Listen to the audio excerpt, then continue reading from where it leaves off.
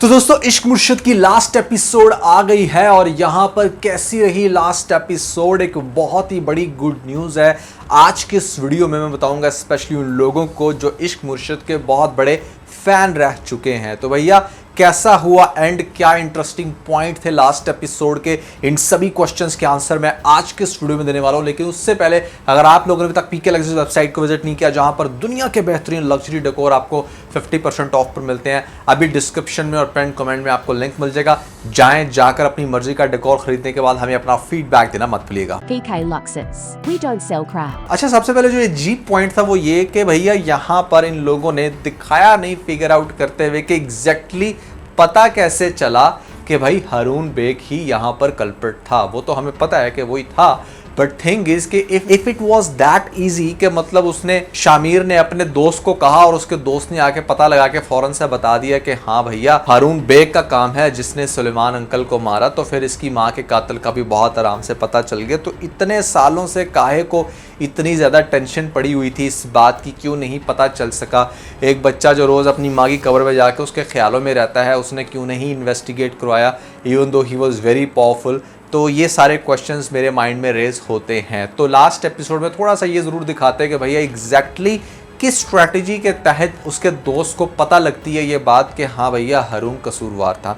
उसके अलावा भैया जल्दी से लाइक ठोक दो, मैंने आपको पिछले रिव्यू में बता दिया था कि किस तरीके से यहाँ पर जो हमारा शामिर है वो हारून बेग को मारेगा, and that was a big prediction. मतलब मैंने टोटली खुद से प्रेडिक्ट किया था और आप लोगों ने देखा कि एग्जैक्टली वही सीन आपको देखने को मिलता है जहाँ पर वो उसको किसी लंच या डिनर के लिए बुलाता है और उसके खाने में जहर डालता है, जिसके चलते आपको दिखाया जाता है कि वो बहुत बुरे तरीके से तड़प तड़प के मरता है और उसकी कुछ तड़प भी दिखाई जाती है ताकि आप लोगों को फील हो सके कि हाउ इट फील्स लाइक कि जब आप किसी की जान लेते हो। हारून बेग के मर्डर वाला सीन बड़ा सुपर्ब था और उसके बाद दिखाया जाता है कि हमारा जो शामिर है वो शिब्रा के पास जाता है, शिब्रा को कन्विंस करने की कोशिश करता है, शिब्रा नहीं मानती। फिर आपको दिखाया जाता है कि शिब्रा को न्यूज़ में पता चलता है कि हारून बेग का मर्डर हो गया है या वो मर चुके हैं जिस भी तरह से XYZ रीज़न, तो उसे शक तो कुछ पड़ता है कि अचानक से कैसे मर गए। अब आपको दिखाया जाता है कि जो शामिर का बाप है दाऊद, वो बुलाता है हमारी शिब्रा को उसको ये रिक्वेस्ट करने के लिए कि भाई जो शामिर है वो टूट रहा है, उसको बचा लो, दिस एंड दैट। और शिब्रा भी आ जाती है। वैसे तो शिब्रा इतनी नफरत करती है दाऊद से, कैसे चली आई? वो सीधे तरीके से शामिर से तो मिल नहीं रही थी, तो दाऊद के पास कैसे आ गई? खैर वो दाऊद के पास आती है, दाऊद की बातें सुनती है और फिर वहाँ से जाते हुए वो पूछती है कि क्या मेरे बाप को तुमने मारा है? तो वो कहता है कि नहीं, मैंने नहीं मारा। वो पूछती है किसने मारा है?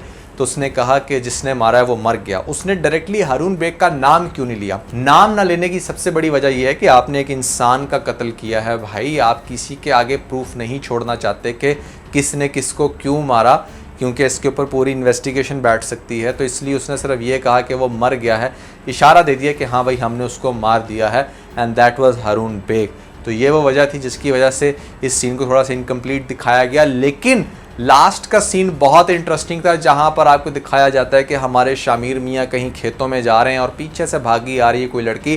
थोड़ी देर बाद फोकस करके दिखाया जाता है कि ये तो शिब्रा है। दैट मीन्स कि शिब्रा चेज़ करती हुई शामिर के पीछे पीछे आती है और शामिर कहीं और ही निकल रहा है।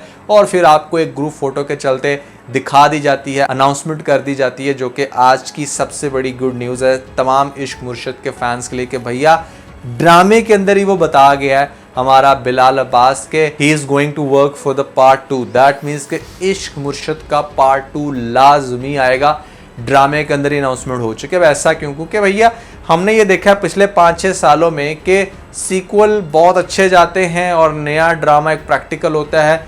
दीवानगी के हवाले से भी मैंने यही सजेशन दी थी अपनी वीडियोस के अंदर कि भैया दीवानगी 2 का नाम दे दो इसको, लेकिन जानेसार का नाम दिया, बहुत मुश्किल होगा उस नए नाम को कैश करना। बट इन लोगों ने चूंकि अपने ड्रामे में ही कह दी कि पार्ट 2 आएगा, तो दैट मीन्स कि पार्ट 2 का वेट ना अगले 1 साल तक लोगों को रहेगा। और जितनी ज़्यादा फैन फॉलोइंग है इस ड्रामे की, जितना लोगों ने प्राइस किया, वो डेफिनेटली पार्ट 2 ज़रूर देखेंगे, चाहे साल बाद 2 साल बाद या जब कभी भी आता है। सो इश्क मुर्शिद का जो पार्ट 2 होगा उसके अंदर डेफिनेटली यही कास्ट होगी। और जो हमारा फजल बख्श है जिसको ये कह कर गया है कि तुम नहीं हो पार्ट 2 के अंदर, वो भी डेफिनेटली होगा। ये जस्ट आप लोगों को एक थ्रिल देने के लिए हो सकता है किसी पॉइंट पे उसको नए अंदाज में दिखाया जाए।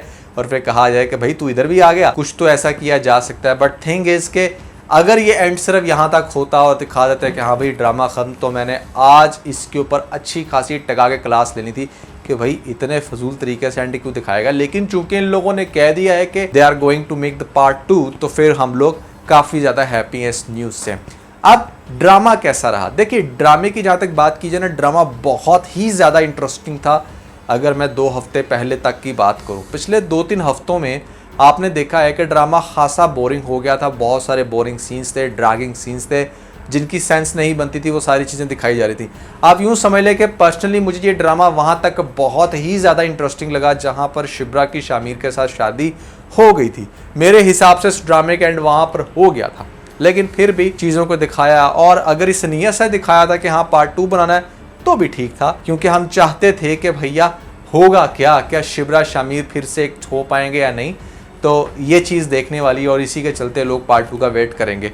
तो ड्रामा स्टार्टिंग की पहली 10, 15, 20 एपिसोड बहुत ज़्यादा इंटरेस्टिंग थी, फिर आहिस्ता आहिस्ता बोरिंग होना शुरू हुआ, फिर इंटरेस्टिंग हुआ, फिर लास्ट की 4, 5, 6 एपिसोड काफ़ी बोर थी, जिसके चलते मैं इसको दूंगा 8 out of 10। So 8 out of 10 होगी मिस्टर नुमान लीम चैनल की rating for the drama serial इश्क मुर्शिद।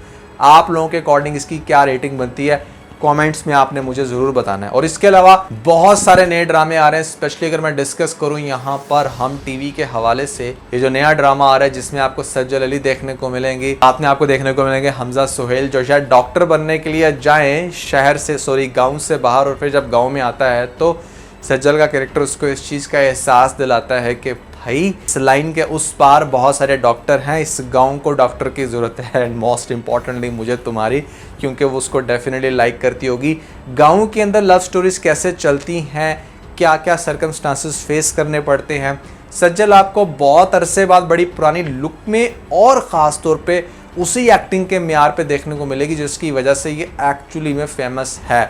तो ये चीज़ अब आपको देखने को मिलेगी, और आई पर्सनली बिलीव कि ये शायद एटलीस्ट इश्क मुर्शिद से तो ज़्यादा इंटरेस्टिंग ड्रामा होगा, क्योंकि this is going to be serious drama. और ख़ास तौर पे जब यहाँ पर हमारी कास्ट बहुत अच्छी है, थीम बहुत अच्छी है, टॉपिक बहुत इंटरेस्टिंग लगने लग रहा है, तो हम कह सकते हैं कि this is going to be another blockbuster drama on Hum TV before the launch Ishq Murshid 2, जिसमें भी डेफिनेटली टाइम होगा। सज्जल का ये ड्रामा कैसा होगा, कितना ज़्यादा आप लोग एक्साइटेड हो, कमेंट्स में आपने मुझे ज़रूर बताना है। और इसके अलावा दीवानगी 2, सॉरी अब दीवानगी 2 तो कहना उसको बेवकूफ़ी होगी, चूँकि उन लोगों ने बता दिया। जानिसार के ऊपर हमारे रिव्यूज़ चलेंगे अगले हफ्ते से।